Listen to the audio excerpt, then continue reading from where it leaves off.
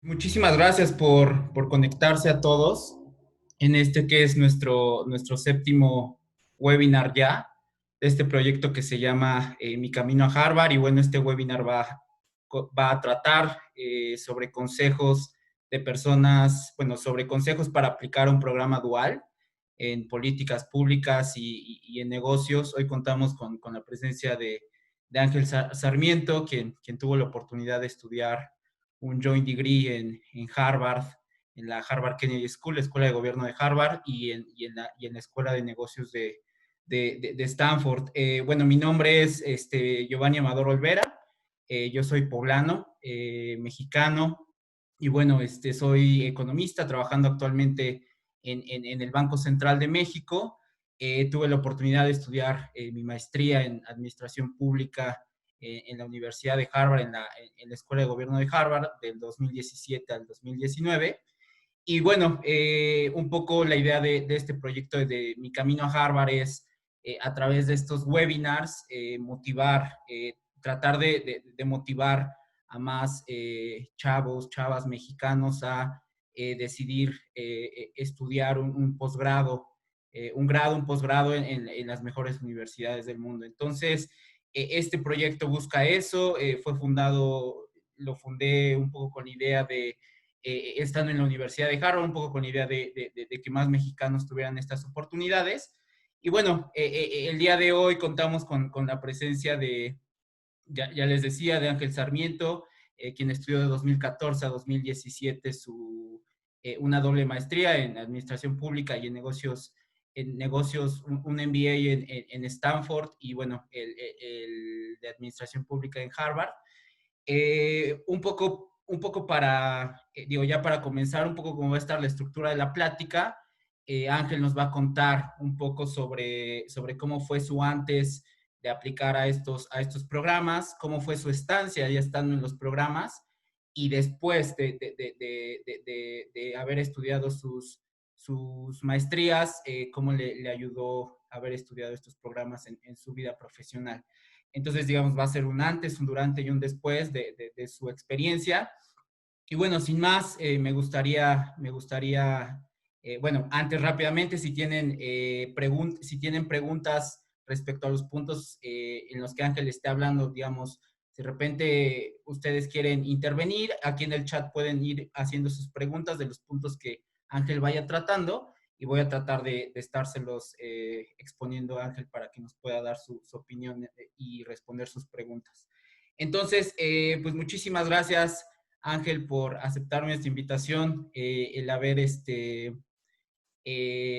bueno, yo estoy muy contento de que hayas aceptado mi invitación porque, bueno, desde que yo estaba en la maestría escuchaba muchísimo de ti, Qué como pena. mexicano, y entonces ya cuando llegué a México, te conocí. Y bueno, pues muchísimas gracias por aceptarme la invitación, y sin más, pues arrancamos con esta plática contigo, y me gustaría saber un poco sobre ti, un poco de tus orígenes, quién eres, dónde estudiaste, y bueno, ya eventualmente pasaremos a cómo fue tu proceso de aplicación y demás, pero me gustaría arrancar con eso.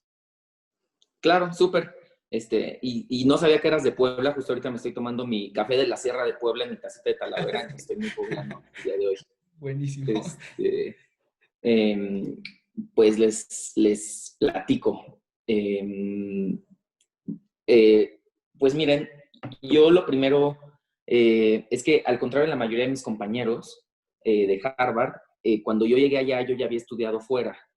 Yo hice la licenciatura en Oxford, en el Reino Unido, entre 2007 y 2010, en Economía y Administración de Empresas.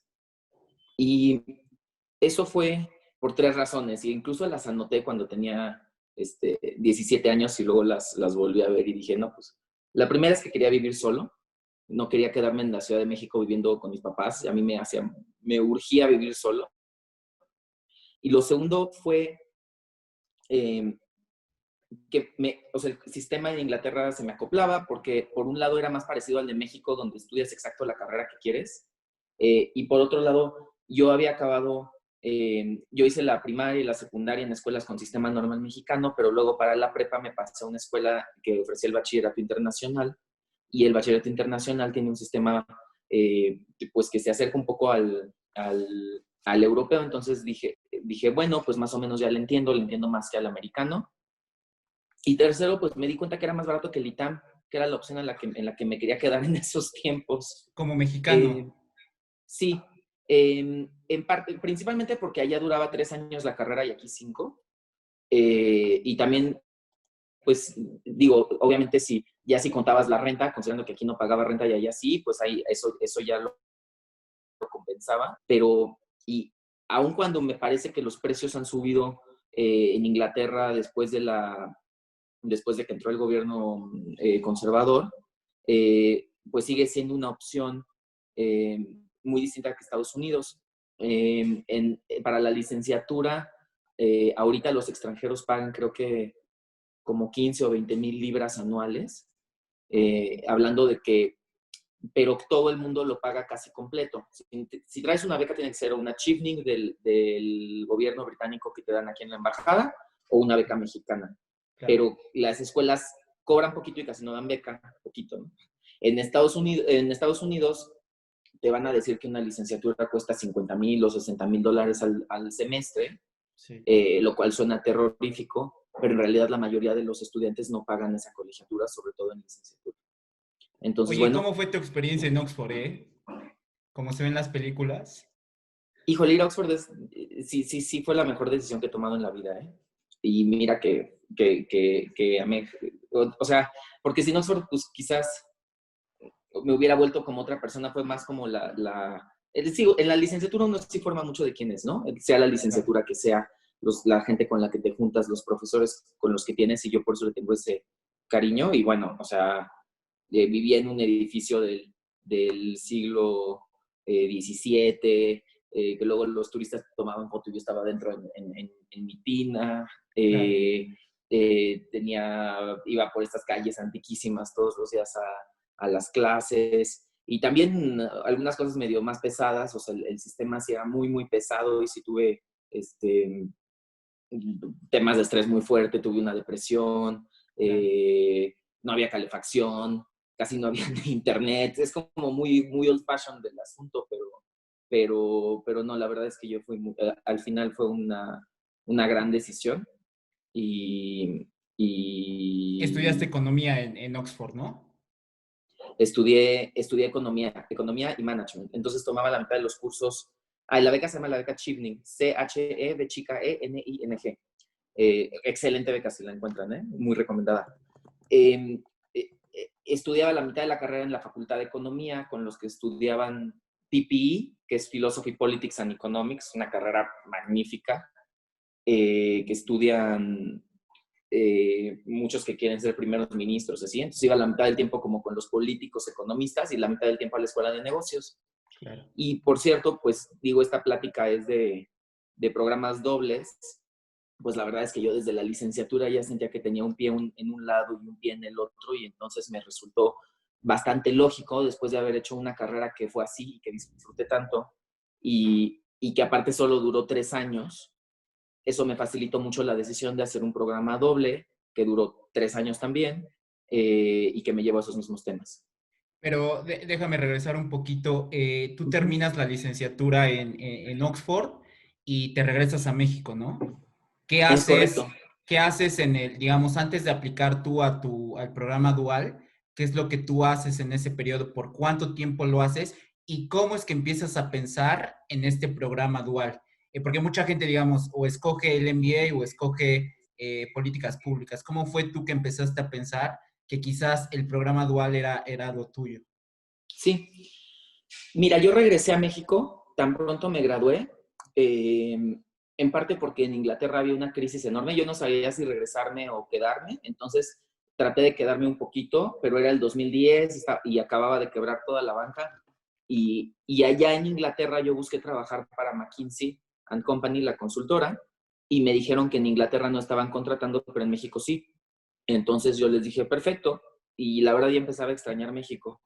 Y entonces metí mi solicitud a McKinsey del lado de México, entré, y en el Inter me tomé unos meses, estuve súper tranqui, Sí. viajé, se los recomiendo encarecidamente que en esos sí dejen mesecitos entre una cosa y otra, salgan de los trabajos el día 2 para que tengan todo, para que en el currículum parezca que trabajaron todo el mes. Y, y, y nada, entré a McKinsey y estuve 3 años allí como consultor. Y después, McKinsey en ese tiempo ofrecía un programa en el que te permitían pasar un año trabajando en alguna otra parte y sin perder, digamos, tu contrato con McKinsey. Claro. Entonces, yo decidí trabajar en la Secretaría de Hacienda, en la unidad de productividad económica, que la acababa de abrir el entonces secretario Videgaray. Y por lo mismo, yo siempre, si ya llevo mucho tiempo trabajando en el sector privado, me empieza a traer el público. Y si ya llevo tiempo en el público, empiezo a como jalar otra vez al privado. Y siempre en el sector privado hago cosas que tienen algo que ver con temas un poco más sociales, y en el público hago cosas que tienen que ver un poco con entender a las empresas. Entonces entré a productividad en Hacienda y de allí McKinsey me dice, o sea, básicamente McKinsey te obliga a tomar una maestría. O sea, si tú entraste después de la carrera, después de que llevas 2, máximo 3 años trabajando allí como consultor, sí, o te vas a una maestría o te vas a otro lado, pero no te puedes seguir así tan fácil. Y entonces, pues para mí, la decisión de hacer una maestría no era como de ahorita o después, fue como de o ahora o nunca, y fue como de, bueno, ya, lo hacemos ahora. Esa decisión, digamos, la tomaron por mí.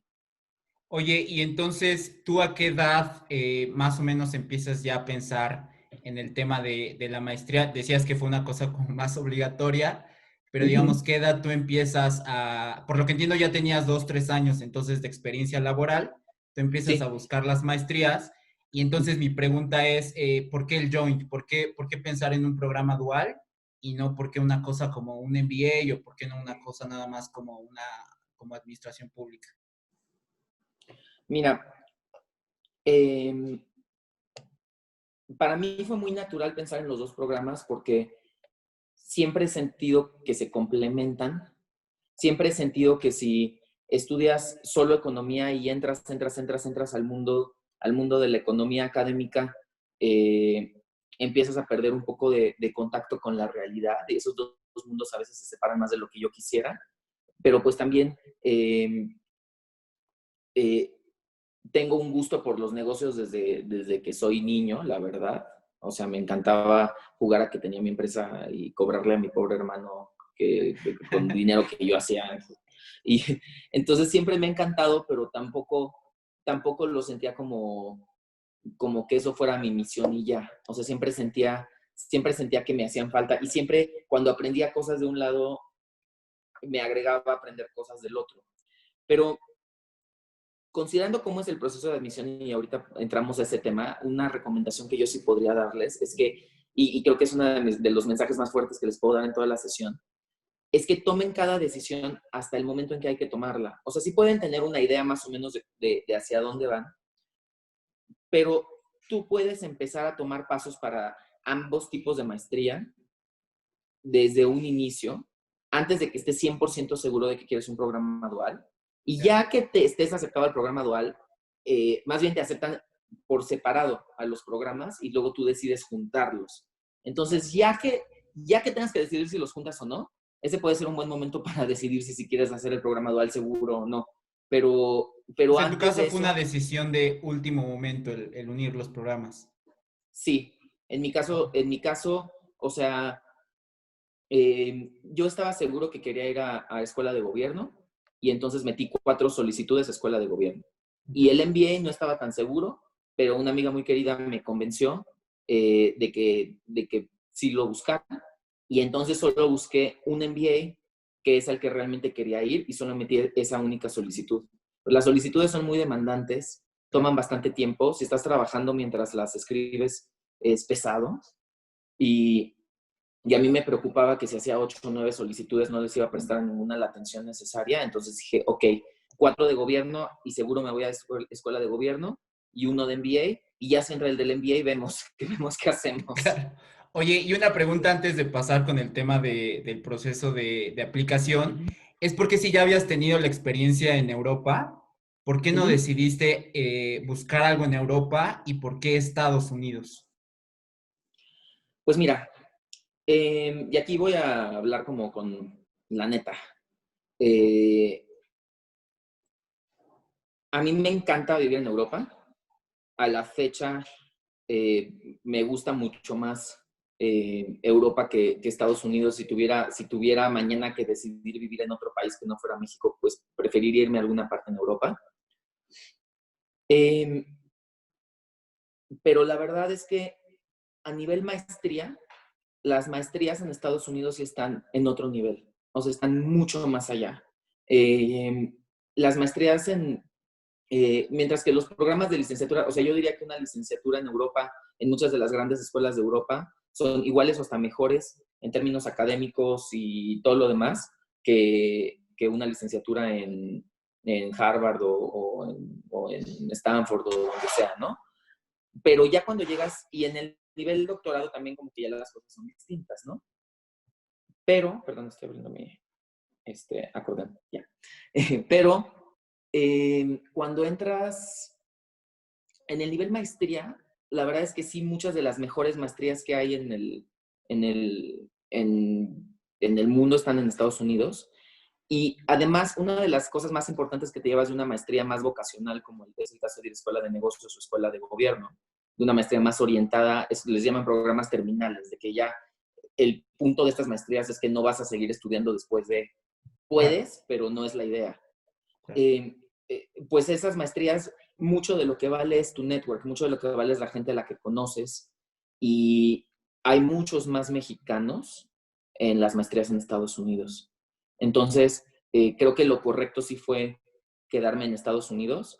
Una de las maestrías a las que envié solicitud sí estaba en Inglaterra, que fue la de London School of Economics, y que yo quería quizás combinar un año en LSI y un año en Columbia Saipa en Nueva York, o un año en LSI y un año en la Escuela de Gobierno de Berlín, en Hertie o en Sciences Po, que ofrecen ese programa, o ofrecían Claro. en esa época. Pero, pero no, la verdad es que tendió más a Estados Unidos, y yo sí recomendaría como inversión profesional buscar primero las maestrías americanas. Buenísimo. Entonces, si quieres, ya pasamos, digo, salvo que quieras decir algo sobre la etapa del antes, ya pasamos a la etapa de la aplicación, digamos, propiamente dicha. Sí, Eh, sí. y me gustaría saber, entonces, entender, si tú quieres aplicar a un programa dual, primero tienes que aplicar, o sea, son dos procesos distintos. Es como si tú aplicaras al programa del MBA y es como si aplicaras independientemente también al programa de políticas públicas, que fue tu caso en la Harvard Kennedy School. Ujú. Eso es como la primera pregunta que te quiero preguntar, si son como procesos independientes. Segundo, si tú en tu solicitud un poco la pregunta que están haciendo en el chat, ¿en qué momento tú les dices al comité de admisión que estás interesado como en juntarlos? Y tercero, pues ya entrar propiamente a los documentos de cada una de las escuelas. Entonces, no sé si podamos iniciar con la primera pregunta, después lo que te comento, si en qué momento se unen y entonces ya hablar por separado de los procesos de admisión de cada programa. Sí, qué bueno que le dejamos un buen tiempo a esta parte durante la aplicación, porque sí está complicadillo, pero a ver, Ok, incluso saqué mis respaldos de mis solicitudes para buenísimo. poderles contar bien cómo está este tema, porque era algo confuso. Eh, Primero para pensar en un programa doble, primero tú tienes que entender si los dos programas que quieres son compatibles. Y luego ni siquiera existen las listas bien. Algunas escuelas mantienen una lista en su página web, en otros casos tienes que buscar al departamento de admisiones, pero muchos programas se pueden juntar. Tú puedes hacer MBA con programa de leyes, tú puedes hacer un programa en la escuela de educación de Stanford con el MBA de Stanford, y creo que en Harvard también, cosas de arquitectura, hay mil opciones. Entonces, si es exactamente lo que quieres hacer, hay incluso en Stanford una ingeniería en energía con MBA. Eh, Piensa en exacto qué es lo que te gusta, y luego busca a la gente de admissions en las universidades para que te ayuden a entender este contexto. Idealmente alguien de programas conjuntos, porque luego ni en las universidades lo, lo conocen necesariamente todas las opciones. Eh, pero primero entender si son compatibles, ¿no? Entiendo. Ya que sabes que son compatibles dos programas, eh, Entonces tú presentas tu solicitud. Pero, por ejemplo, Ángel, Ajá, sobre ese punto, ¿qué pasa? sí. O sea, tú en la universidad puedes platicar, por ejemplo, Stanford, puedes decirle, Ujú, oye, a mí me interesa estudiar el MBA de tu escuela, pero también el, no sé, lo que tú decías, leyes de tu escuela. Pero, ¿qué pasa si tú estás ujú. interesado en una como cosa de Harvard, Stanford? ¿Tú con quién platicas sobre si hay como esta conexión en los programas, si puedes juntarlos? ¿Es con las mismas universidades o cómo es? Sí, yo Ok, recomiendo y recomendaría hablar con ambas, nada más para estar bien seguro que te lo estén diciendo bien. O perfecto. sea, hablar con admisiones, si lo que quieres juntar es MBA de Stanford con política pública de Harvard, entonces hablas en la Harvard Kennedy School, la gente que haga el tema de admissions del programa que quieres en Harvard, y con la gente de Stanford, la gente que haga admissions del MBA. Y les pides a los dos nada más que te confirmen los pasos y demás. En este caso en particular sí les puedo confirmar que sí existe y les puedo confirmar los pasos, Ajá. pero tienes que hablar con ellos de manera independiente, porque en realidad les llaman concurrent programs, porque en realidad las escuelas se hablan muy poco. O sea, las escuelas en realidad básicamente solo mandan tu transcript y tienen un convenio firmado en el que, digamos, te revalidan créditos. Entonces, lo único en lo que consiste el programa conjunto, si por lo menos el de Harvard con Stanford, es que para graduarte del MBA de Harvard, perdón, del MBA de Stanford, normalmente te piden 105 créditos y si tú llevas tu transcript de la Kennedy te lo bajan a 90. Entiendo. Entonces, that's it. Ese es el programa conjunto. Y hacerlo en 90 te permite, digo, te obliga a meter más créditos al semestre, entonces tienes semestres más pesados, pero te permite completarlo en un año y medio. Es más, te requieren completarlo en un año y medio y así haces 2 maestrías de 2 años, las acabas en 3. Perfecto. Entonces, lo que tú hiciste inicialmente fue hablar con las universidades. Te Es confirmaron, correcto. Ángel, si se puede hacer el MBA de Stanford, si se puede hacer el MBA en la Kennedy. ¿Qué siguió después? Y aquí cabe que haga una observación. Es distinto si vas a combinar un programa de la Kennedy con un programa de Harvard Business School. Aquí hay dos particularidades que yo no me enteré hasta que llegué y hubiera sido bueno saberla. La primera es que si combinas esos dos programas tienes que hacer una tercera como mini solicitud adicional, hablando de por qué quieres combinar esos dos. ¿Ya? Eh, la segunda es que las personas que combinan esos dos sí toman algunas clases especiales que son solamente con la gente que combinó esas dos. Entonces sí es un programa un poquito distinto, no es como yo que literal nada más me quitaron créditos de los dos lados. Y la tercera es que al menos en el año en el que yo me gradué, no sé si siga siendo el caso, pero en el año en que yo me gradué, Harvard Business School cubrió una parte muy sustancial de la colegiatura de la Kennedy. Esto es importantísimo.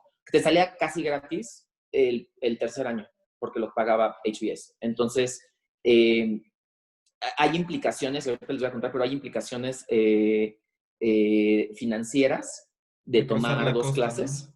Ah, ok. Ajá, bueno, pero hay implicaciones financieras de hacer programas conjuntos que significan que generalmente los 3 años no te cuestan tanto, o sea, no es nada más sumar el costo de 2 años y agregarle un tercero, te cuesta un poquito menos o un muchito menos, dependiendo de cómo lo combines. Claro. Entonces, si están pensando en MBA y MPA, sí conviene pensar en las dos opciones de Harvard, pero entonces tomen nota de que tienen que hacer unos ensayos adicionales y que no los agarre el último día, como, Buenísimo. como Eh, un... Uh-huh. Entonces, haz de cuenta, entonces sabes que quieres aplicar los dos, hablas con las escuelas, te dicen si se puede, entonces Sí, tú empiezas el proceso de aplicación en cada programa, me es imagino. correcto. Ok, Y la primera, eh, la primera pregunta en tu solicitud de Harvard, de Kennedy, es si estás pensando combinarlo con otro programa. claro. Y aquí, o sea, es lo primero que te preguntan. Y ahí está bastante sencillo porque tú o sea, estaba viendo mi solicitud de ese tiempo y justo hasta arriba, justo después de tu nombre y así, le puse sí, MBA de Stanford y Ok, ya, y luego sigues. Ahora, el que tú lo expreses allí eh, no implica que Harvard vaya a hablar con Stanford, pero lo podrían hacer si quisieran.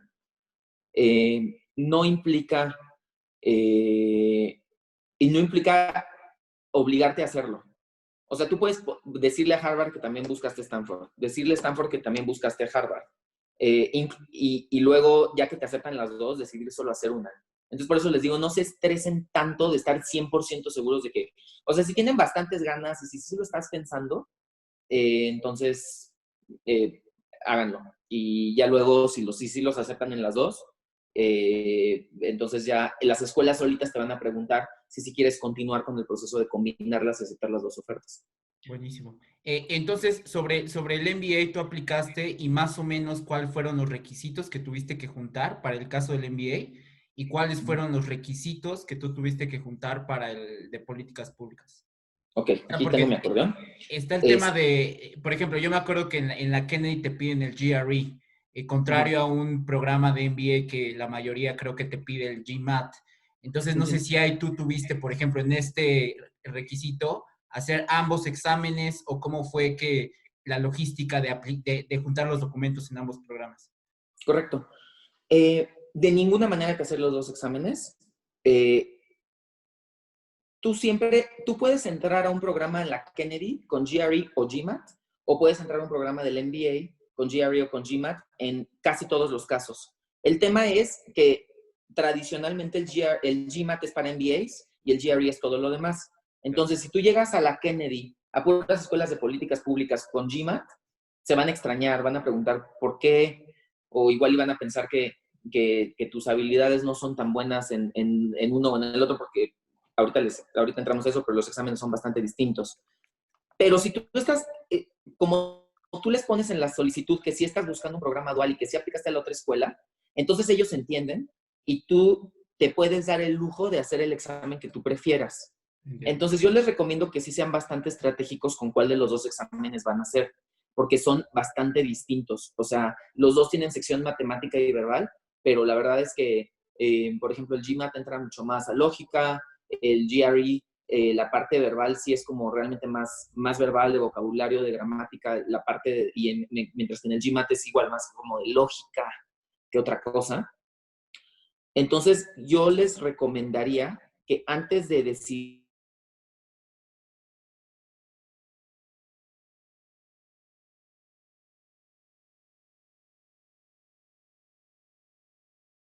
hagan el examen que vienen en el libro, en los libros, o un examen de un tercero en internet. Busquen el examen oficial, el que en tu computadora recrea literalmente cómo va a ser la computadora en ese examen, y hagan ambos, porque sí son bien distintos. Es difícil de explicar la diferencia, pero lo van a notar, y así deciden para cuál de los dos empiezan a preparar.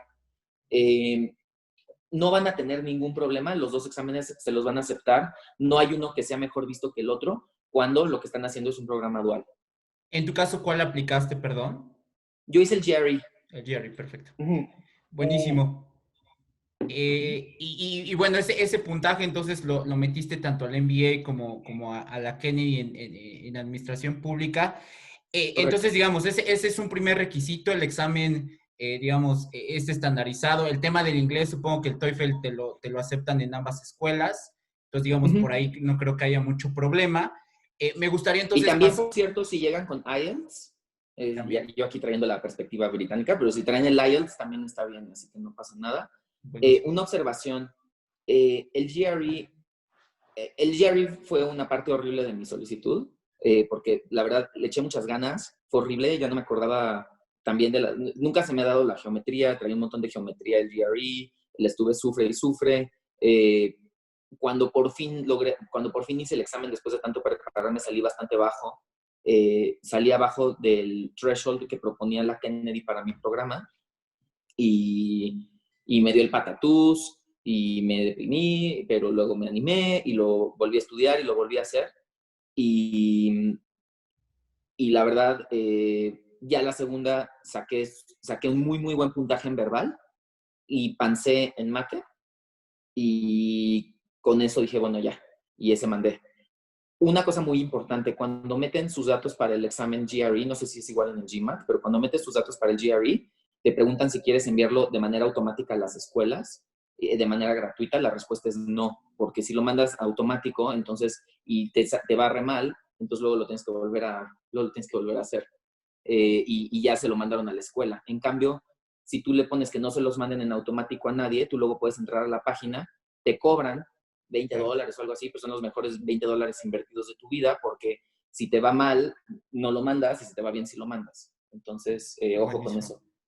Perfecto. Entonces, digamos, con el tema de este los exámenes estandarizados ya estamos, digamos, completos. Me gustaría saber entonces el tema de los ensayos. La Sí. historia que tú contaste para el MPA y para el MBA, ¿fue de alguna manera distinto o, digamos, tú desde el ensayo expresabas que pues te gustaba como la parte pública, la parte privada de MBA? ¿Cómo fue un poco la Sí. estrategia que usaste en el tema de ensayos como para tratar digamos, de apuntar a los dos programas? Aquí es bien importante eh, ser tú mismo. No hay, o sea, no puedes contar una historia de un lado. Si te das cuenta que estás contando una historia para unos, una historia para otros, es que no estás siendo honesto con tus mensajes, honesto hacia ti mismo o honesto hacia las escuelas. Y estas personas, es su profesión. O sea, imagínense cuántas cartas leen. Ellos pueden oler ese tipo de situación a 1000 kilómetros de distancia. Entonces, eh, tiene que ser estás respondiendo distintas preguntas. Las preguntas que te hace el MBA no son las mismas que te hace el MBA. Responde las preguntas que te hagan. Claro que puedes entrar un poco más a temas relevantes a una o a la otra, pero al final sí tiene que ser la misma historia y la tienes que tener bien clara en tu cabeza y tienes que ser muy convincente. En mi caso eso significó que yo en la solicitud del MBA literal puse que lo que quería hacer era, quería algún día llegar a ser secretario de Hacienda, nada que ver con negocios, nada que ver con negocios, ¿no? Y agarré y lo puse allí. Eh, y entré. El tema fue que la manera en que os expliqué por qué un MBA me podía ayudar a eventualmente llegar a ser secretario de Hacienda y que por eso lo quería hacer. Y, Entiendo. y al final, estas escuelas pues mucho del aprendizaje que ocurre viene de la diversidad y la excelencia de sus mismos alumnos. Y entonces, para crear un grupo diverso de alumnos, pues necesitan admitir a distintas personas con distintos objetivos en la vida. Entonces, hay que ser, hay que ser bien directos con este tema. Buenísimo. Entonces, digamos, tu historia no cambió radicalmente de una aplicación a otra, digamos, fue como muy consistente en ambas y bueno, creo que funcionó. Entonces, digamos, no sé si quieras mencionar algo más sobre los ensayos y entonces, si no, pasamos al Sí, tema de de las los cartas. ensayos, importantísimo, hay que darles muchas vueltas. O sea, no creas que puedes sentarte y escribir un ensayo y mandarlo. Necesitas, necesitas tener suficiente tiempo. O Claro. sea, tienes que empezar los ensayos con tiempo porque necesitas tener suficiente tiempo como para mandárselo a muchas personas que aprecies y cuyos consejos valores y mandárselo a 10 distintos y que te respondan qué opinan. Porque y va a haber gente que te responda nada más corrigiendo typos, pero va a haber gente que te responda hablando del mensaje en general. Eh, Puede ser, o sea, es importante que lo vea gente que te conozca bien, aunque no sepa nada de escuelas en Estados Unidos. Es importante que también lo vea gente que sí sepa de escuelas en Estados Unidos y que igual no te conozca tan bien. Un poquito de todo para empezar a ver sus distintas perspectivas y al final te vas a dar cuenta con qué comentarios estás de acuerdo y con cuáles no. Y luego darles muchas vueltas. O sea, yo hice como unas 8 o 10 versiones de los ensayos, sobre todo el de Stanford, sí dio muchas vueltas, porque es muy difícil, o sea, en el ensayo no vas a poder expresar quién eres tú de todas las formas, ¿no? Nunca, no, un ser humano es demasiado complejo para poder expresar en unas cuantas cuartillas quién es. Pero entonces tienes que construir una narrativa que hable de una rebanada de ti. Y esa rebanada tiene que ser tan emocionante que te acepten a todo el pastel a la escuela, ¿no? Claro. Entonces, definir, eso va a implicar que muchos triunfos de los que estás muy orgulloso, muchas cosas que son centrales en tu vida, no van a poder entrar en el ensayo. Porque lo que entra en el ensayo, el ensayo no es una colección de los temas más importantes. El ensayo es una narrativa eh, que habla de por qué tú vas a ir a enriquecer las vidas de tus compañeros Claro. y enriquecerte a ti mismo también. Sí, buenísimo. Bueno, entonces con el tema de ensayos ya quedamos cubiertos y me gustaría entonces saber el tema de las cartas de recomendación.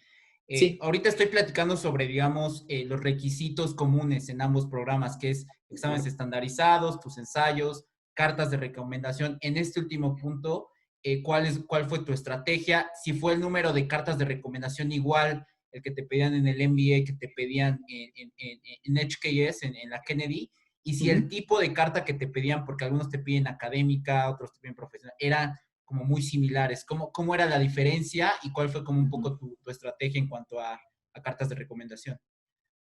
Correcto. Lo primero que les voy a decir es que o sea, las cartas importan, pero yo diría que de todos los componentes de la solicitud son la parte menos importante.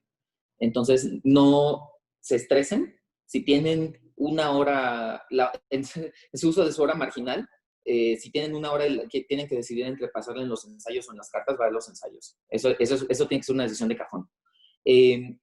Mis cartas las escribió, para el lado de HKS, ahí me pedían 2 profesionales y una académica, me parece.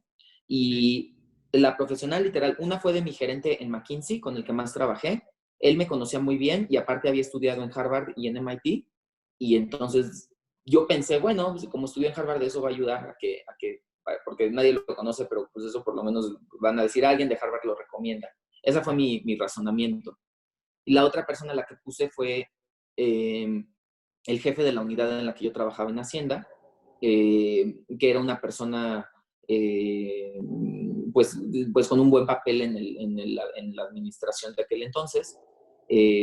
Digo, la verdad es que tampoco creo que en Harvard supieran quién tenía un buen papel en la administración del 2012 a 2018, pero bueno, eso fue lo que pensé. Y, y Y una académica, ¿no? sí, y la académica la pedí a mi profesora de Oxford, a la que era como la que dirigía mis estudios, y que en realidad yo solo había tomado clases con ella el primer año, pero pues sí vio como una perspectiva más global de lo que yo hacía. Eh, eh, Creo que un punto es, si ahorita no tienen a nadie académico para esa carta académica y el programa que están pensando igual y les pide carta académica, no dejen que pase más tiempo. Antes de pedir la carta, vean la lista, saquen su boleta de la carrera, vean la lista de todos sus profesores, piensen en cuál es el que más los conoce, más los recuerde, y vayan con esa persona. Y su primera reunión no puede ser, vengo a que me des una carta. Su primera reunión tiene que ser, oye, estoy pensando en entrar a una maestría en Estados Unidos, ¿qué opinas? Porque puede que te ayude con otras cosas, puede que te ayude con los ensayos, puede que te ayude a pensar tus opciones. Ve a pedir ayuda y ya que te esté ayudando, pide la carta. Eso va a ser mucho más probable que accedan a la carta y que aparte que te hagan una carta bonita, ¿no? ¿Estas fueron las Eh, mismas cartas para el MBA? no exactamente para el MBA. Dios mío, ¿qué para el MBA? A ver, aquí tengo mi folder. Porque entiendo que son como más profesionales, ¿no? Creo que en la Ajá, en el académica, MBA, o sea, definitivamente en el MBA no te van a pedir eh, una carta académica. alguien, ajá, académica, pero de ninguna manera. Ah, Ok. ahí está. En el MBA le pedí una a mi supervisora, a otra supervisora que tuve en McKinsey. Ni siquiera sé por qué se lo pedí a ella, la verdad. Para mí no fue la mejor persona. Ahorita que le estoy viendo así, para que vean que no importa tanto, no se apuren. Pero Pídensela sí a fueron alguien, o sea, profesionales, ¿no? algo que sí, sí, pero algo, no, algo, y algo muy importante en el MBA de Stanford en particular, es que ahí sí es importantísimo que la carta sea una carta de alguien que realmente los conoce bien. Sea una carta, o sea, digamos que para el MBA de Stanford, digamos que tienes 2 opciones. Una es un gerente que en su casa lo conocen, no estudia en ninguna parte, fue tu jefe durante 6 meses, pero te conoce mucho, te aprecia mucho y puede escribir igual en mal inglés y lo que sea, pero puede escribir realmente desde el fondo de su corazón cómo es trabajar contigo, algo que tú mismo no podrías escribir de ti, o que puedes conseguir una persona con mucho renombre, pero que al final te va a decir, oye, mándame un borrador y le va a cambiar 3 cosas y así la va a mandar. En el MBA de Stanford siempre la primera. Siempre, siempre, siempre, siempre. Porque ahí es mucho más se valora mucho esta parte pues de las conexiones personales, de las conexiones entre la gente y del impacto que tienes en otros. Eh, para Kennedy, yo creo que sería más un balance. podrías considerar ambas opciones y ahí ya también depende de qué opciones tengas. Y como les digo, lo más importante es que no se preocupen mucho por las cartas, o sea, sí tengan un buen tiempo de pensar en escoger a la persona correcta, obviamente persíganlas para que sí suban las cartas, pero más ganas al ensayo, menos ganas a las cartas. Oye, en el tema, nos preguntan el tema del promedio, digamos, el desempeño académico. ¿Tú crees que es relevante para armar, digo, como requisito para la aplicación en cualquiera de los dos programas? Eh, pues aquí ya depende más de particularidades. En la Kennedy yo hice un programa que se llama el MPA Diagonal ID. El MPA ID es un programa más técnico y entonces en el MPA ID sí se fijaban en tus promedios. Pero, por ejemplo, en el MPP pesa más la parte laboral, la profesional, que la parte académica. En el MBA, tu promedio yo creo que casi ni pesa. Y entonces, pero aparte no se preocupen, o sea, tu promedio lo que fue ya es. Y de todas maneras, si ya están en este webinar, yo creo que deberían de meter su solicitud. No piensen en el promedio, eso es pérdida de tiempo. Buenísimo. Entonces, para, digamos, para resumir un poco, hay como requisitos comunes en ambos programas, que son los exámenes estandarizados, los ensayos, las cartas de recomendación.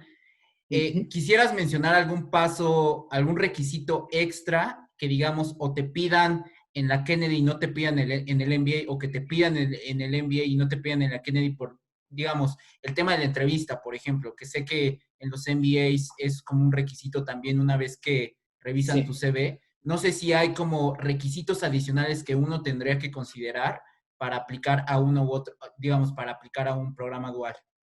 Sí. Stanford te hace varias preguntas en la solicitud. Es importante que lo tomen en cuenta que no son solo los ensayos, sino que en el formato aparecen preguntas. Yo me enteré como a las 2 horas del deadline.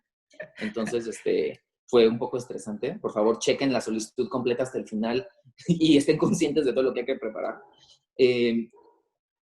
No puedo creer que les tenga que decir esto, pero sí, me pasó. En Stanford hay entrevista, en muchos programas de MBA hay entrevista, pero la importancia de la entrevista varía entre MBA y MBA.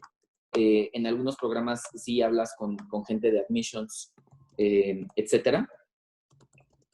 Pero en Stanford la entrevista es muy interesante porque en Stanford la entrevista es con un exalumno. Tiende a ser una entrevista presencial, digo ahorita con COVID pues no, pero es una entrevista con alguien en México en español acerca de, y es una entrevista en la que puede que entres 2, 3 un poquito de algún tema académico, pero sobre todo es una entrevista de fit cultural. Y aquí es en donde yo sí les invito. Si tienen los medios económicos, visiten las escuelas. Es una inversión importante y aparte lo van a disfrutar muchísimo. O sea, les aseguro que si la decisión es entre gastarse ese dinero en ir a ver a las escuelas o ir a Cancún una semana, va a estar mejor ir a las escuelas, ¿no? Si no tienen los medios económicos, entonces echarle aún más ganas para de manera virtual ir conociendo a la gente por internet, digo, eventos como este, pero también leer mucho sobre de qué se trata cada una de las escuelas, leer los materiales que prepara las Office of Student Life. Hay en 1000 videos y materiales para entender un poco cuál es el espíritu de cada escuela, porque no sé, ustedes saben que aquí en México es muy distinto alguien o sea, si les digo Facultad de Filosofía y Letras de la UNAM, más o menos ya se imaginan qué ambiente hay. Si les digo los actuarios del ITAM, más o menos se imaginan qué ambiente hay, ¿no? Entonces, de esa misma manera, sí tienen que tener un poco ese feeling de cuál es de cómo se siente cada escuela y en la entrevista, si es que hay entrevista, pues demostrar por qué sienten que ese lugar va a ser el correcto para ustedes. Perfecto. Bueno, nos preguntan por qué no sobre los puntajes del TOEFL o el IELTS. No sé si te recuerdas, yo más o menos sé que el estándar en los exámenes de idioma es 100 en TOEFL, pero en IELTS creo que es 7.5 o 7. Digo, no sé, tú más o menos, creo que tú ya lo traías por la educación en Oxford, ¿no? Es correcto, yo ya no tuve que hacer el TOEFL porque ya tenía la licenciatura en un país de habla inglesa. Al final, de todas maneras, lo tuve que hacer para FUNED, pero ese es otro tema. Eh, yo ahí sí les puedo decir que ahí el puntaje es literal una raya. Entonces, lo que la escuela lo va a decir explícitamente, la escuela va a decir, necesitamos X puntos y si no tienen ese puntaje, vuélvanlo a hacer hasta que lo tengan porque no van a entrar. Si sí tienen, o sea, tienen un punto más de lo que piden, ya olvídense y pasen a lo demás. No hay necesidad de mejorarlo, no es que vayan a decir, ay, este TOEFL está súper bueno y eso te ayuda, no. Ok. Es una raya, según Oye, yo, ¿no? Espero. otra pregunta Ajá. es, ¿por qué en tus cartas de recomendación digamos, este manager que te firmó Uh-huh. para Kennedy, digamos, no fue el mismo que te firmó para Stanford? O sea, ¿por qué diversificar tus cartas de recomendación? La verdad es porque las preguntas son distintas y da pena pedirle demasiada chamba a la misma persona. Ok, Entonces, así lo vas repartiendo un poquito. Entonces dije, pues el de Harvard a Harvard y la otra que es como, aparte la otra manager se me hacía como muy como empresarial de negocios y dije, sí, eso está bien para enviar. perfecto. También sobre la tesis, digo, no es Uh-huh. requisito tener tesis para aplicar un programa de maestría. Yo por lo menos no hice No, tesis y bueno, yo no hice tesis tampoco. perfecto, entonces no, digamos, no es requisito para entrar. Te quisiera preguntar entonces, resumiendo sobre, digo, ya nos platicaste sobre el proceso de aplicación al MBA y sobre el proceso de aplicación a Administración Pública. ¿Tú qué Uh-huh. sientes que fue como lo más difícil de preparar en estos dos procesos, digamos?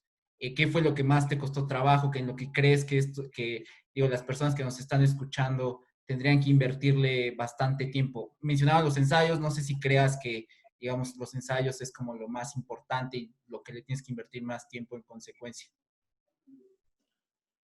Los ensayos son lo más importante de la solicitud, pero no solamente por el ensayo en sí, sino porque es un proceso de autodescubrimiento. El ensayo es un proceso en el que tú estás definiendo exactamente por qué quieres hacer esta maestría. Y no se preocupen, o sea, probablemente tienen ustedes algunas dudas de si hacer la maestría o no. Todo el mundo tiene esas dudas. Nadie está 100% seguro de que es el momento perfecto y de que escogió la maestría correcta y de que no hay nadie que no esté pensando en lo que va a costar y el tiempo que va a tomar y que le dé un poquito de cosa irse a un lugar nuevo. Eh, pero tú tienes que decidir a qué maestría ir y decidir qué historia contar para entrar. Es un poco darte cuenta de quién eres, ¿no?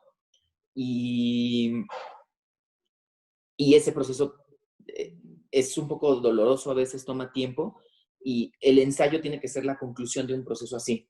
O sea, el ensayo no es sentarte a contestar esa pregunta, el ensayo es realmente hacer una buena exploración y luego cuestionarla con otros y seguirle echando ganas de quién eres y de a qué vas. Claro. Eh, Sin embargo, o sea, sí fue algo que requirió mucho esfuerzo y mucha concentración y mucho tiempo, pero fue muy disfrutable. Lo que fue horrible fue el GRE.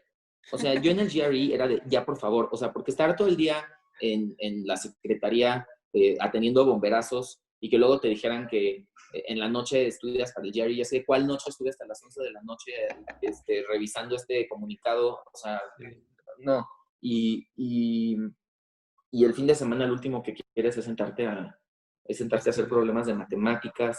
claro. Eh, eh, a mí me ayudó mucho para prepararme una plataforma que se llama Magoosh, Yo también lo usé. Hace Magoosh, magia ¿sí? esa aplicación. Es mágica, sí, sí. Magoosh es la plataforma. Yo incluso siento, o sea, hay consultores de GMAT que cobran cientos de miles de pesos por un programa y yo soy de la opinión que Magoosh es más efectivo, simplemente porque Magoosh está diseñado para llevarte pues lo que la mayoría de la gente aquí debería de estar buscando para llevarte como del percentil 60 o 70 al 90 o 95, pero muchos de los libros que tú compras están hechos para llevarte de 0 al 40 o al 50, pero si quieres Harvard, pues lo que necesitas es más bien subir en la segunda mitad. La aplicación se llama Magoosh, es una página Magoosh, Magoosh, no sé quién, ¿por qué le pusieron así? Quién sabe, no tiene sentido, Exacto. pero Magoosh va ajustando la dificultad de las preguntas y el tema de las preguntas según lo que vas respondiendo antes y el examen real funciona también así. Eh, entonces la recomiendo muy ampliamente.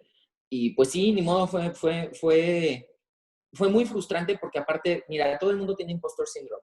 todo el mundo está traumado de que yo no soy suficientemente bueno para hacer esto y qué estoy haciendo y no voy a entrar. Entonces, pues si tú entras con, o sea, si tú le estás, si tú llegas y haces un examen de prueba y sales muy abajo de donde tienes que salir para entrar, pues eso empeora el impostor syndrome y hace que sientas que no es tu lugar, que te le estás mamando pensando en ir a Harvard. Pero no, o sea, No. nadie se acuerda de las matemáticas, todo el mundo pasa por esto, las escuelas lo piden porque están probando tu habilidad de eso, o sea, qué bueno que hayas tenido una experiencia profesional fuerte, pero pues ahora vas a estudiar y Claro. el GRE ponen ese brinco porque quieren confirmar que tú sí estés dispuesto a estudiar y sí vas a ir a estudiar. Entonces, da el brinquito Buenísimo. y vas a poder y ya ver que Perfecto, sí. Ángel. Bueno, entonces, un poco ya terminando con esta parte de la aplicación, digamos, el calendario creo que es muy parecido en todas las universidades de Estados Unidos. En agosto, septiembre se abre el sistema para meter todos estos documentos que tú comentas. Más o menos los deadlines son en diciembre, entonces tú tienes como un periodo de 3 meses, 4 meses para subir estos documentos, preparar los ensayos. Quizás ya con antelación hiciste el GRE. Yo, por ejemplo, lo primero que hice fue hacer el GRE unos 6 meses antes, como para ya estar listo en agosto, septiembre para subirlo. Entonces, digamos, en diciembre tú subes tu aplicación. Supongo que tú recibiste admisión por ahí de febrero en ambos programas, febrero, marzo. Y entonces me gustaría pasar al tema de, bueno, Si primero, quieres, nada más unas sí, observaciones de eso del calendario. sí, La primera observación es que las fechas del GRE se acaban. Entonces, si tú estás pensando hacer tu GRE en agosto, ustedes deberían de estar pensando hacer un GRE en agosto o septiembre. ¿Por qué? Porque si te va mal, entonces lo tienes que volver a hacer. Y si quieres hacer un GRE en agosto o septiembre, tienes que comprar ahorita el espacio, porque no va a haber. O sea, el GRE no es así de que, quiero hacer un GRE mañana y vas y lo haces. claro. Incluso les podría sugerir, no sé ahorita en cuánto esté el costo, pero si están, por ejemplo, en alguna empresa en la que les cubran ese costo o tienen acceso a alguna beca, institución académica, algo que les pague el GRE, de una vez compren 2 fechas, por si les va mal en el primero, la segunda la ponen 8 semanas después. Lo peor que puede pasar es que la cancelen y le abren el lugar a alguien más, pero sí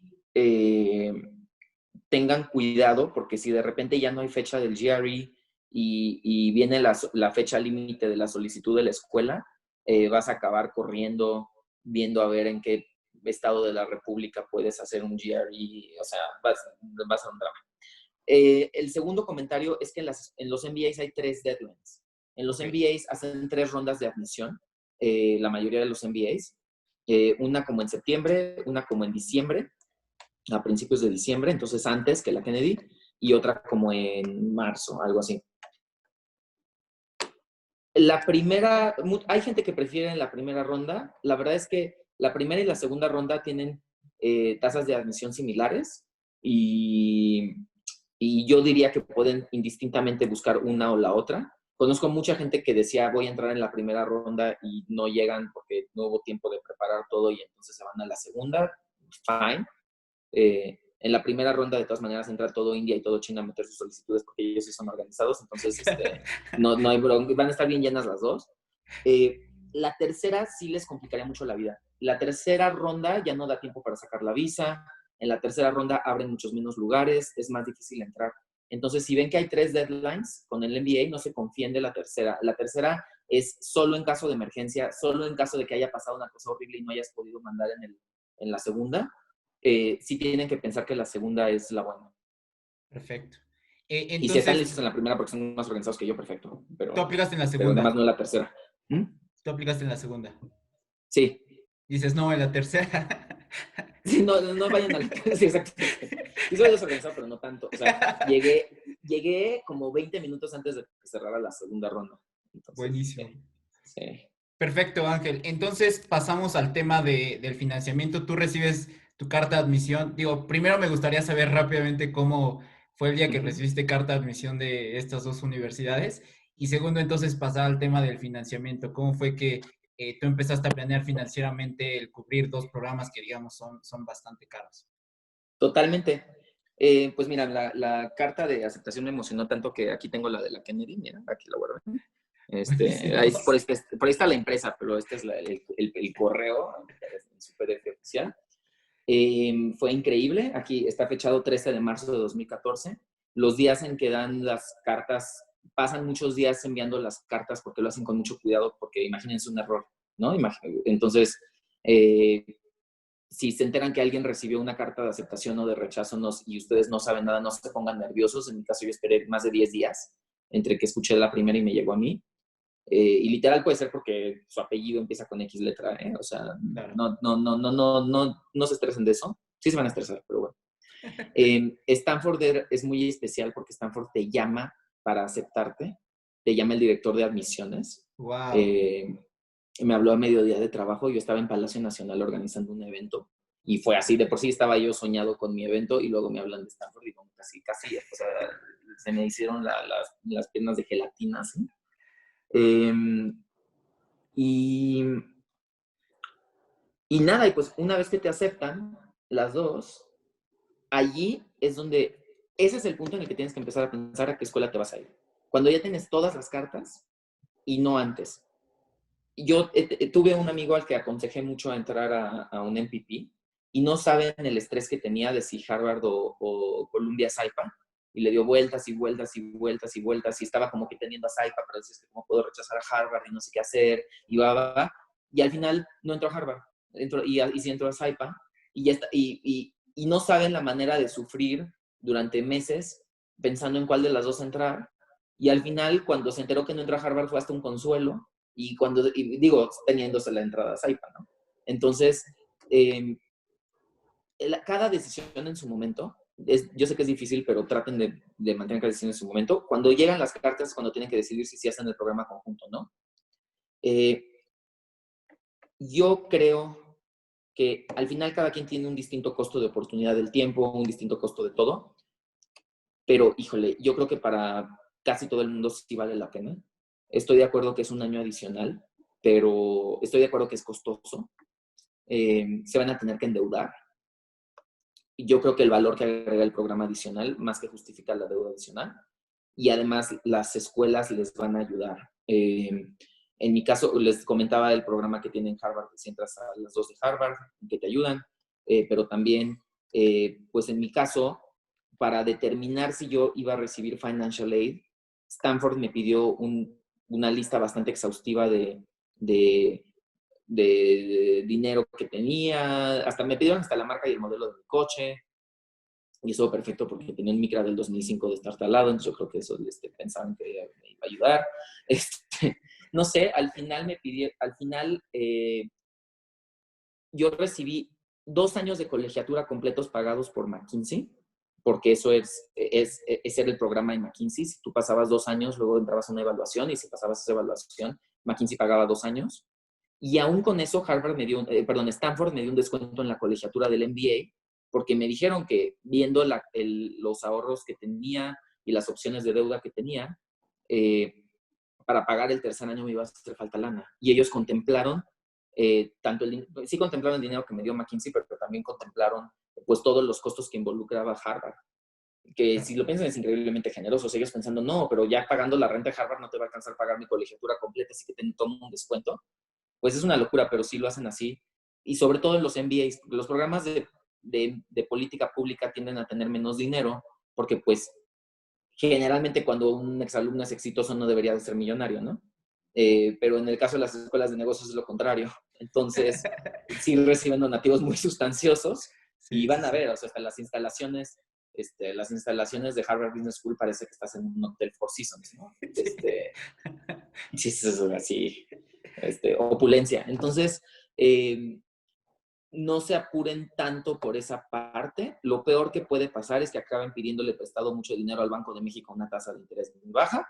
Eh, y siempre, para un programa de este calibre, siempre conviene endeudarse. Siempre.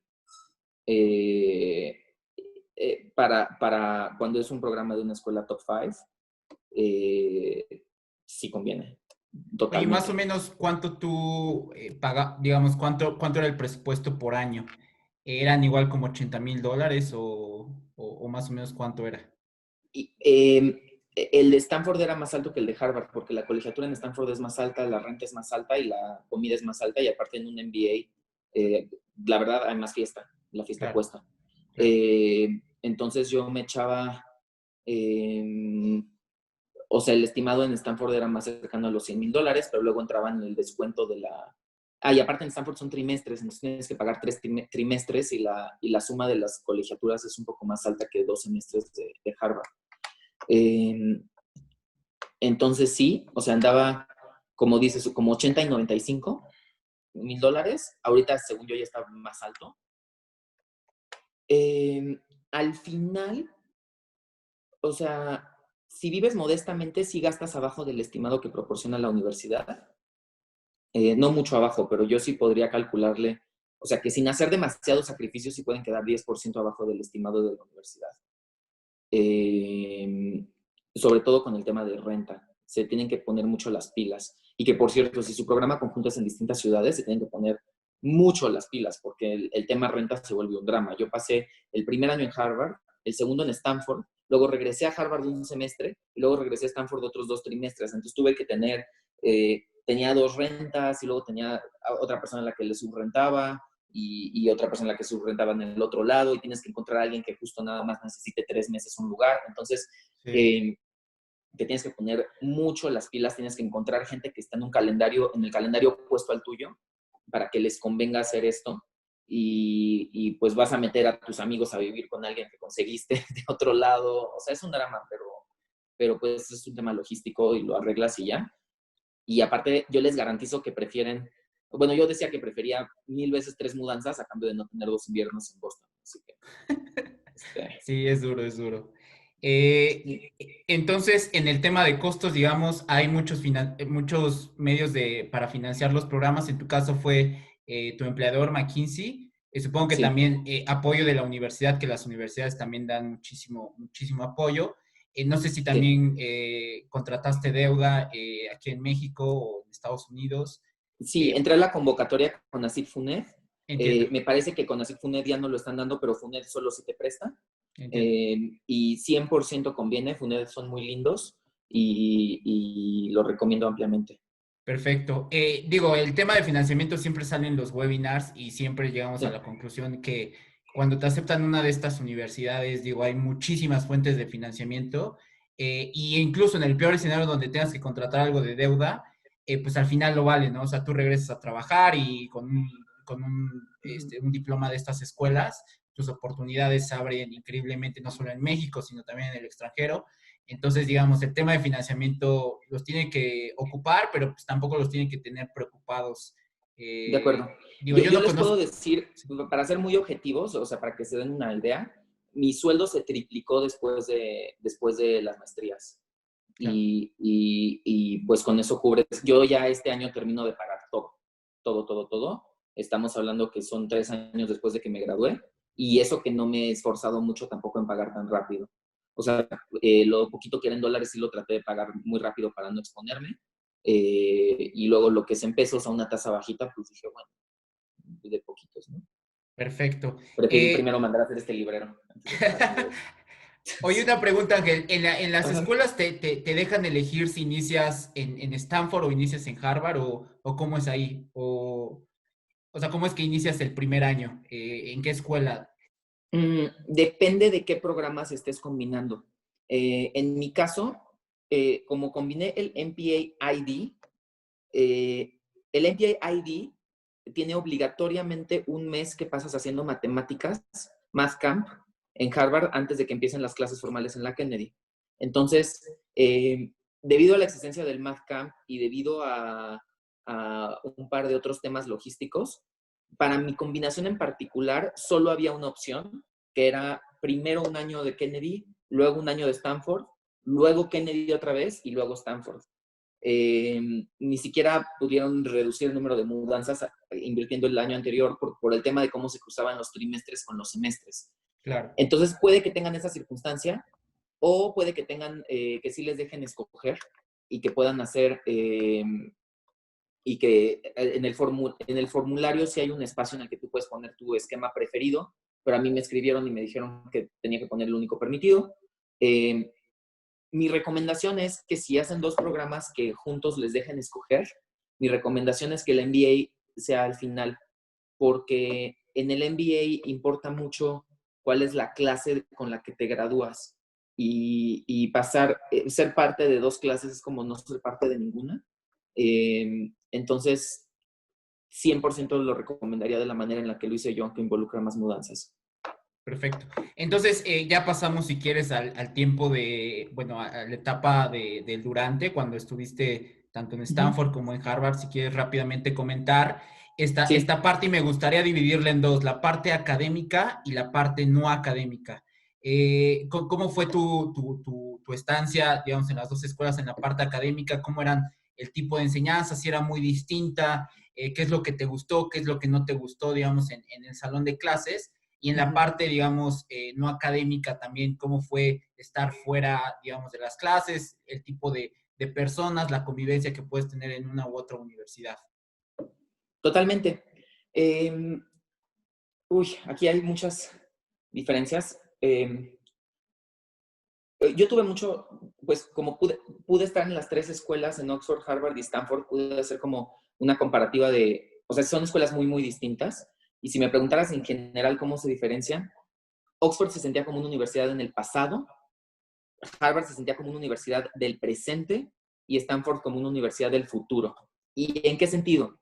Eh, en Oxford, eh, la importancia de algo venía de su valor histórico y de su, y digamos, de su trayectoria, ¿no? Entonces era, y vas caminando por Oxford y es así de, esta fue la oficina que ocupó Lewis Carroll cuando escribió Alice in Wonderland y al mismo tiempo publicó tal cosa en matemáticas. Luego avanzas un poco y en este edificio fue que se descubrió el ADN. Luego avanzas otro poco y en este edificio tenemos la Biblia más antigua del mundo. Así, ¿no?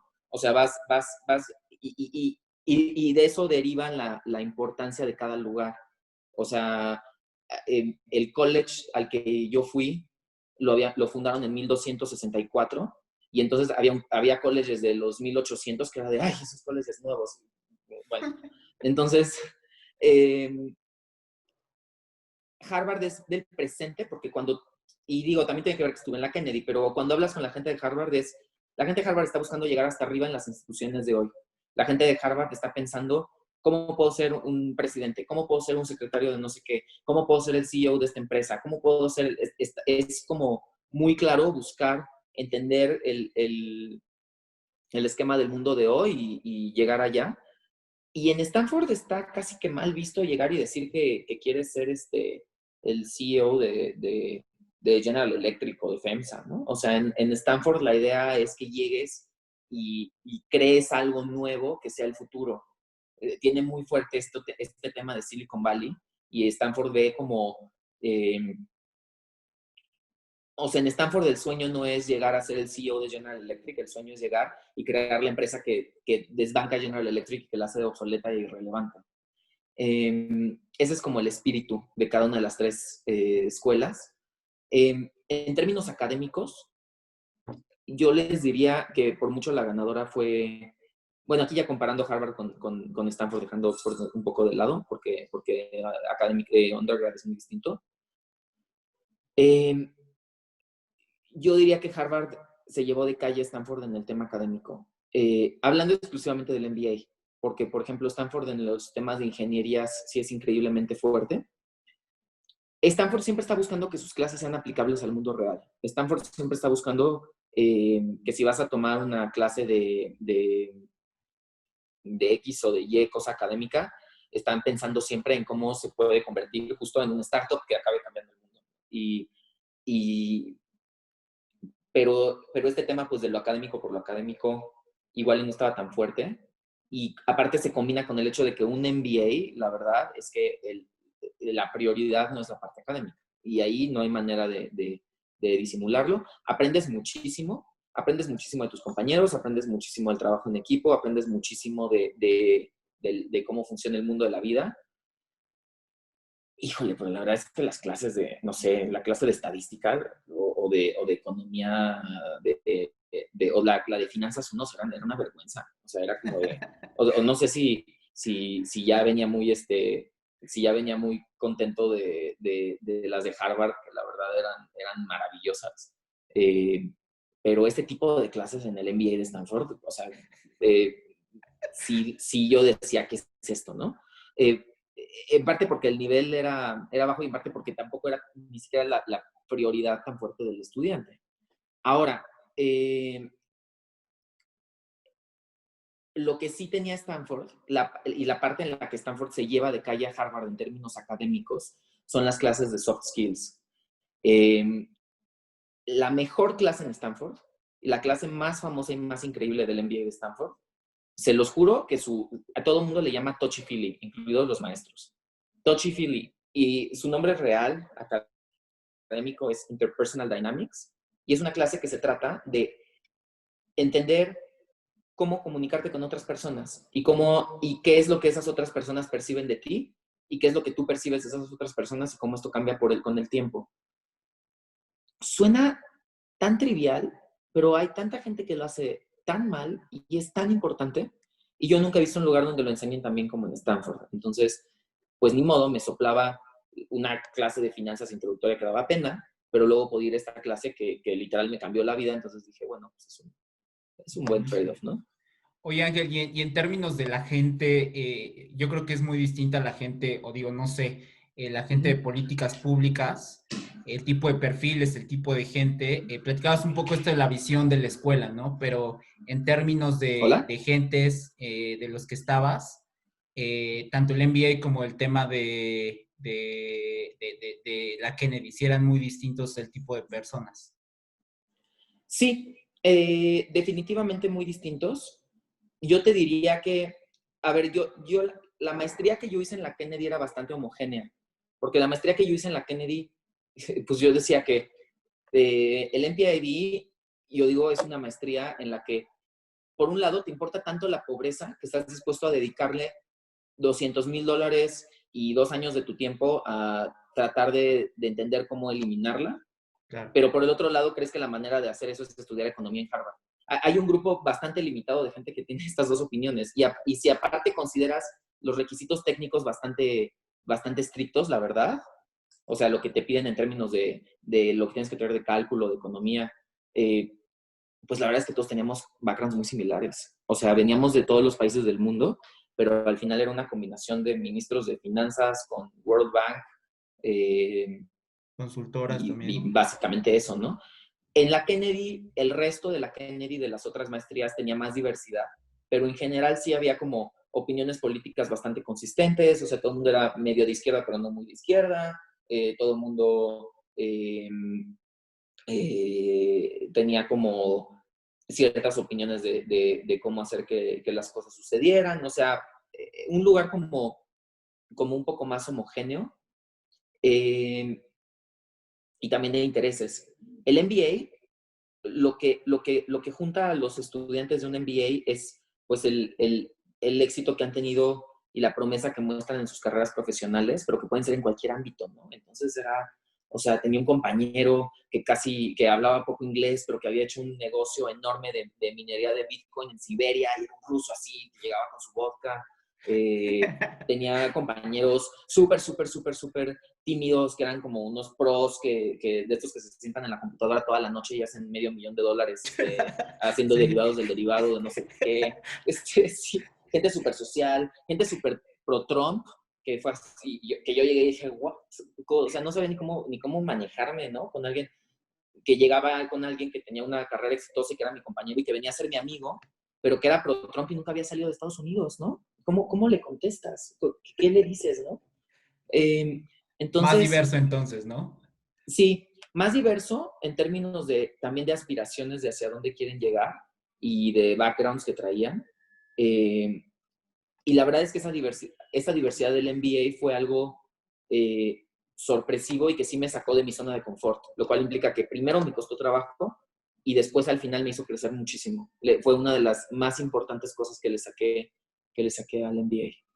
Oye, y por último, para terminar esta parte del durante, en cuanto a las Ujú. actividades extracurriculares, ¿cómo sentiste el ambiente en términos de, pues no sé, en Harvard podías hacer miles de cosas, también lo que te ofrecía Cambridge, no sé si en Ujú. Stanford, igual el tipo de actividades, ¿cómo tuviste este aspecto en ambas universidades? Sí, lo primero que voy a decir es que yo creo que las actividades extracurriculares son de las razones más fuertes para hacer una maestría en Harvard contra en otro lado. O sea, eh, extracurricular suena menos importante, pero yo diría que es igual o hasta más importante. Eh, y la verdad es que una buena instrucción, o sea, una buena clase de estadística te la pueden dar en todo tipo de universidades en todas partes, ¿no? En realidad, ¿por qué te estás yendo a vivir a Cambridge? No es porque te vayan a dar una mejor clase de estadística o de Python, es porque es por el calibre de esas actividades. O sea, les voy a decir algunas de las que más recuerdo. Me metía de oyente a las clases que daba Barney Frank, que fue el congresista americano que el único congresista americano abiertamente gay en el Congreso de Estados Unidos y que además fue abiertamente gay en los 80 y que fue el que luchó contra el VIH y aparte el que logró, el que empujó desde dentro que se permitiera el matrimonio gay en Estados Unidos y dio una clase, el matrimonio LGBT, dio una clase de un semestre de todo el proceso, de cómo empezó, de cómo, pero así de todos los deals que hacían con los políticos. Iba a unas sesiones con una exgobernadora del estado de Washington State, en los que te quitaban el celular antes de entrar, te sentabas en una mesa 15 personas sin ningún aparato de grabación, decían que no se podía citar a nada y te contaba la neta de cómo es ser un gobernador en Estados Unidos. Pudimos, cada año se invitan a mexicanos impresionantes. Conocí a Pepe K, el que fue el que fue presidente de Perú antes de que arrancara su campaña y nos contó cómo iba a ser su campaña. Esas cosas son oro, o sea, es importantísimo. Eh, y además, luego con las extracurriculares es como más te le acercas a tus compañeros. O sea, yo fui presidente de mi clase en HKS y eso, o sea, hizo que realmente conociera toda la clase de mi maestría. Eh, Hay muchísimo. Tu calendario tiene que estar lleno. En el MBA aún más, porque en el MBA de ahí es de donde viene muchísimo del valor y ahí es donde te empiezas a dar cuenta de que tus compañeros son excepcionales y por algo lo son.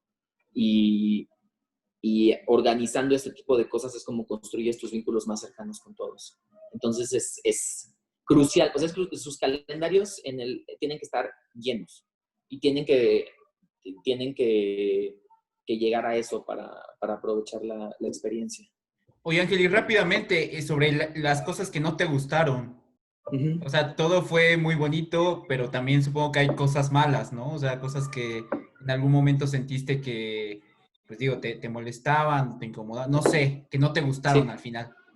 sí, totalmente. Mira, eh, les comentaba un poco del tema del nivel de las clases en Stanford, y es que en Stanford había algunas clases excelentes y luego, la verdad, había mucho relleno.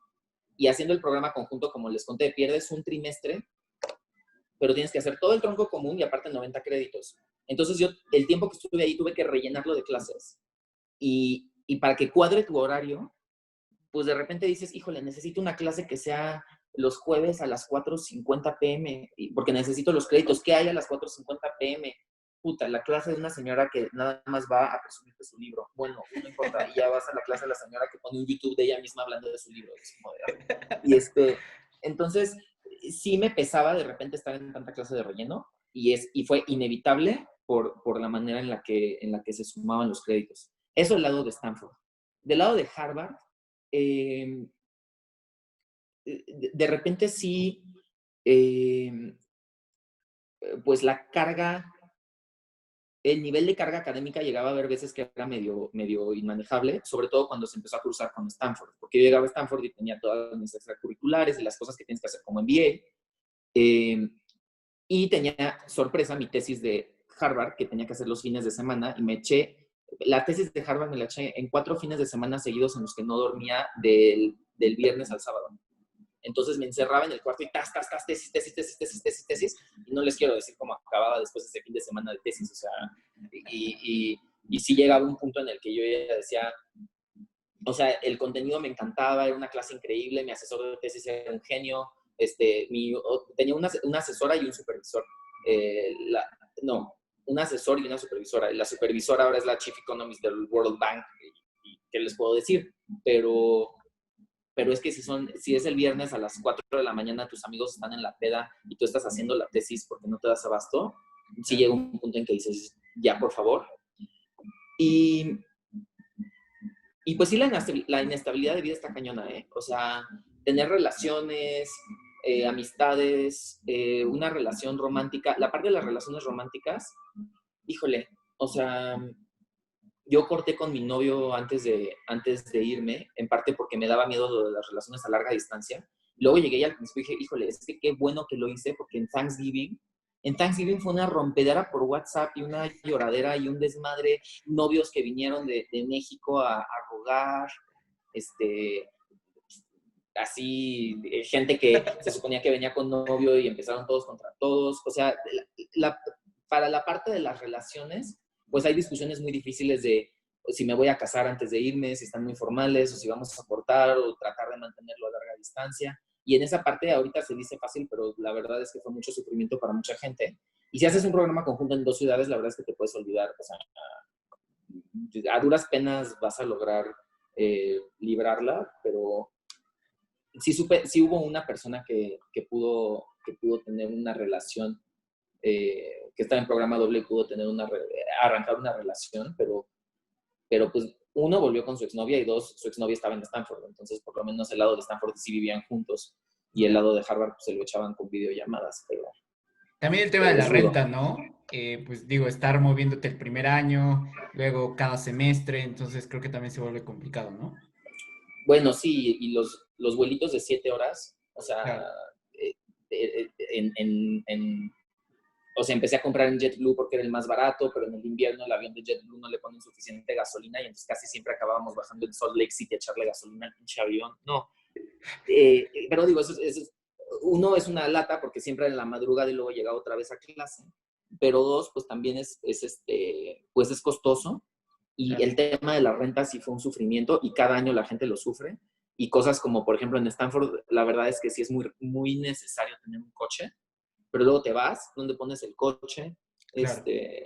Pero digo, son temas logísticos, pero que sí a la gente le dan mucho dolor de cabeza y a la hora de pensar en los dineros, eh, pues sí, o sea, de repente se te pueden empezar a salir un poco de control las cosas y entonces vas viendo cómo se acumula la deuda. Y pues justo estás en Estados Unidos, siempre puedes pedir más prestado, pero entonces debes en dólares. Ok. Como Carlos Sí, Salinas bueno. aprendió, eso no es tan buena idea. Pero bueno. Entonces también es un tema esto de hacer el programa dual, o sea, también tiene sus desventajas. Entonces ya para concluir el webinar me gustaría platicar un poco sobre cómo te ayudó este programa dual una vez que en tu vida profesional, una vez que concluiste tus estudios. Recuerdo que regresaste a México, digo, no sé si regresaste a McKinsey directamente. ¿Cómo fue tu reincorporación y cómo te ayudaron estos posgrados a continuar con tu vida profesional? Totalmente. Efectivamente regresé a McKinsey. Tenía que regresar a McKinsey, no tuve opción, porque pues igual como tú, todos los que vamos esponsoreados tenemos un compromiso de regresar a la institución que nos envió. Eh, y sí se vuelve un drama y supe de gente que en algunos casos que no quería regresar a quien nos sponsoreó y que se empieza a volver un problema. Yo la verdad la sufrí un poco cuando terminé la maestría. Uno de los momentos más oscuros y difíciles fue cuando terminé la maestría y me di cuenta que tenía que llegar de vuelta a esta chamba y que justo, pues McKinsey es un muy buen trabajo, pero McKinsey es un trabajo muy, muy, muy, muy pesado y cuando ya te echaste 3 años y ya no tiene tanta novedad, pero estás pensando que otra vez vas a tener que trabajar hasta las 2 de la mañana y que aparte no eres libre de irte, pues sí me da un poco de pánico. Y ese fue otro momento muy duro, la verdad. O sea, sí, sí. Es más, fue más difícil antes de empezar, nada más de pensar en volver, que ya cuando volví ya no estuvo tan grave. En términos de cómo cambió mi vida, o sea, aparte de lo que les comentaba antes, que es que literal tu sueldo sí se triplica y entonces, y la mayoría de la gente acaba de pagar las deudas en 3, 4 años, pero salario se queda una trayectoria mucho más alta indefinidamente. Entonces es una inversión, es la mejor inversión que pueden hacer. Ni piensen en si conviene endeudarse o no. Primero les puedo decir que fue el fundamento tanto técnico como de principios. O sea, yo aprendí muchísimas habilidades. Por ejemplo, en la Kennedy, habilidades de análisis económico. En Stanford, estas habilidades de interacciones interpersonales, habilidades de mucho de entender. O sea, yo me fui, no sabía ni qué era private equity, o no sabía cosas importantes de negocios que regresé en otro nivel. Entonces, sí, lo que aprendes importa mucho. Lo segundo es la gente. Y la gente entra en varios lados. Entra en lados de algunos de mis amigos más cercanos y más queridos de la vida, que son mis consejeros y son pues gente que me cambió la vida y que solo por conocerlos valió la pena todo. Pero también en términos de una red más amplia, en términos de si buscar a gente quien contratar, buscar a contactos en distintos lados. O sea, yo en el momento en el que necesito algún consejo o alguna presentación, alguna empresa o algo, de alguna manera u otra, o es alguien de Harvard o es alguien de Stanford, pero tengo entrada a todos lados y no les puedo explicar lo valioso que es eso. Y entre más avanzas en tu carrera, más importante es eso. Y menos importante se vuelve como la parte análisis, de hacer documentos tú solo, y más importante se vuelve la parte del network. Y por último, la verdad, o sea, no se puede no mencionar el renombre. O sea, de que si yo llego a una junta y me dicen, oye, estás muy chavo, ¿dónde está tu jefe? O sea, de alguna manera abres la boca y dices Harvard y ya los calmas un poquito, ¿no? Sí vale mucho. Y también del puro renombre ya vale la pena la deuda. Claro. Buenísimo, Ángel. Entonces, ya para concluir, me gustaría, pues a nuestras participantes de este webinar que, digo, si tú tuvieras que platicar con Ángel de 22, 23 años, Sí. ¿tú qué tipo de consejos le dirías a Ángel para que pudiera, digamos, no cometer errores o quizás tomar en cuenta los aciertos que tú tomaste para hacer una buena aplicación para llegar a estos programas? Y bueno, unas palabras, digamos, como de ánimo para nuestros participantes, que pues bueno, estos sueños parecen sueños al inicio, pero eventualmente si se hace un plan y demás, pues se pueden concretar. Totalmente. Lo primero y lo más importante, más importante de todo es, ten muy claro por qué quieres ir y que ellos lo sepan. Piensa muchísimo en esta rebanada del pastel que eres tú, en esta narrativa que vas a contar y, y tiene que ser un proceso difícil, tiene que ser un proceso complejo, de mucha autoexploración, de mucho hablar con gente, de pensar cómo has pensado, o sea, literal, de quién eras cuando eras niño y por qué ese niño quisiera ahora ir a estudiar esto y quisiera ahora ir a hacer esto y porque a dónde quiere llegar, cuáles son tus sueños de vida. Este es un momento crucial para, para pensar en tu camino. Y si solo lo haces por encimita, ahí es en donde sí no entras, porque tus palabras nunca van a ser un reflejo auténtico de quién eres tú. Lo segundo, mira, todos tenemos un síndrome de impostor, todos, casi todos. Todos sentimos que igual y no nos merecemos algo tan grande y tan guau. Que igual y es too much, igual y... No te puedo decir que mates ese síndrome de impostor, porque ese síndrome de impostor va a seguir encontrando maneras de seguir brotando, pero no puedes dejar que te impida actuar. O sea, cada vez que pienses, esto es una locura, no, esto es too much, no, ¿por qué no buscas mejor una maestría aquí? No, porque, o sea, es como dirían no sé, un yogi, acknowledge that thought. O sea, date cuenta que estás pensando eso, y ese es un pensamiento que está en mi cabeza, no es ni bueno ni malo, es un pensamiento que está allí, y lo vamos a meter en esta cajita, ahí se va a quedar, lo voy a estar viendo, sé que voy a vivir con ese pensamiento, pero que no te impida actuar. O sea, tú sigue haciendo los procesos, haz tu calendario de cuándo vas a acabar el GRE, de cuándo tienes que mandar todo, manda los drafts de los ensayos, échale realmente todas tus ganas. Y el pensamiento del síndrome de impostor no puede interferir con ese proceso. Tiene que quedarse en su lugar, tú tienes que seguir actuando. Porque aparte nunca vas a saberlo hasta que entres o no entres. Entonces, mejor trata realmente de entrar. Porque lo que sí no quieres pensar es, ay, pues no sé si hubiera podido o no hubiera podido, pero al final no lo intenté. Imagínate contarle eso a tus hijos. O sea, te van a pegar, ¿no? O sea, cualquiera, como que no sabías si eras bueno o no eras bueno, entonces no lo intentaste, ¿no? Entonces, y eso pasa justo cuando dejamos que el síndrome de impostor tome toda tu cabeza. El tercer consejo es todo a su tiempo, sobre todo las decisiones. Decide las cosas en el momento correcto. No estés como mi amigo, sufriendo y dejándose capturar, pasando tiempo que debió haber pasado en sus ensayos, tratando de decidir entre la Kennedy y Columbia, para que al final solo entrara a Columbia y la decisión queda hecha por él. No te la pases sufriendo pensando en si hacer el programa conjunto o no. O sea, sí considera opciones, sí platícalo con gente y demás, pero cada decisión se toma en el momento que se tiene que tomar. Y con el camino vas a ir adquiriendo información que te va a ayudar a decidir. Ahorita, hoy por hoy, no sabes ni la mitad de lo que vas a saber de las dos escuelas para marzo cuando llegan las cartas. En marzo, con las cartas en la mano, ya ves qué pedo. Aparte, hay tiempo. Y eso lo digo, creo que eso aplica para todas las decisiones grandes que uno puede hacer en la vida. ¿Algunas palabras para concluir, Ángel? En la maestría que hice yo del MPAID, había más mexicanos que americanos en mi generación. Cuando yo llegué a Stanford, el salón de conferencias más grande de todos era el Cemex Auditorium en el Zambrano Building. Yo lo que les quiero decir es que no porque seamos mexicanos, no podemos tener una aspiración de realmente dominar y de realmente llegar. Para entrar a estas escuelas, ser mexicano es una ventaja.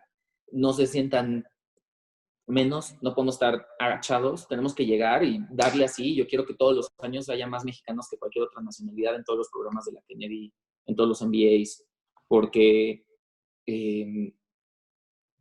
pues porque al final eso sí es algo que puede cambiar en nuestro país y que al final puede hacer que las cosas sean distintas. Pues muchísimas gracias, Ángel. Y muchísimas gracias a todos nuestros participantes el día de hoy. Esperamos que esta historia que nos compartió Ángel, muy inspiradora, muy esclarecedora del proceso también, pues les ayude a ustedes a tomar este primer paso del que comenta Ángel. Yo creo que todo proyecto, todo plan, pues tiene es complicado, digamos, lleva un proceso de cometer errores, de tener aciertos, pero inicia con esta como idea de que es posible, ¿no? Todo primer paso y usualmente el más complicado es creer que es posible, lo que comentaba Ángel, y esperamos que esta historia, como las distintas historias que hemos platicado en los webinars, pues los ayuda a eso, a tomar el primer paso y decidirse, pues estudiar uno de estos posgrados, porque en la medida, siento yo, en la que nosotros mejoramos, como nos preparamos más, tomamos estas oportunidades al más alto nivel, en la medida en que lo individual mejoramos, también como sociedad, como país mejoramos. Entonces, estamos a sus órdenes por si tuvieran más dudas específicas, casos particulares, nos pueden escribir sin ningún problema. También las redes de Ángel las voy a poner en nuestras redes sociales. Ya por ahí en el chat les escribí en nuestras redes sociales de Mi Camino a Harvard. Ya estaremos publicando información. Las redes también de Ángel por si le quisieran escribir también en algún momento.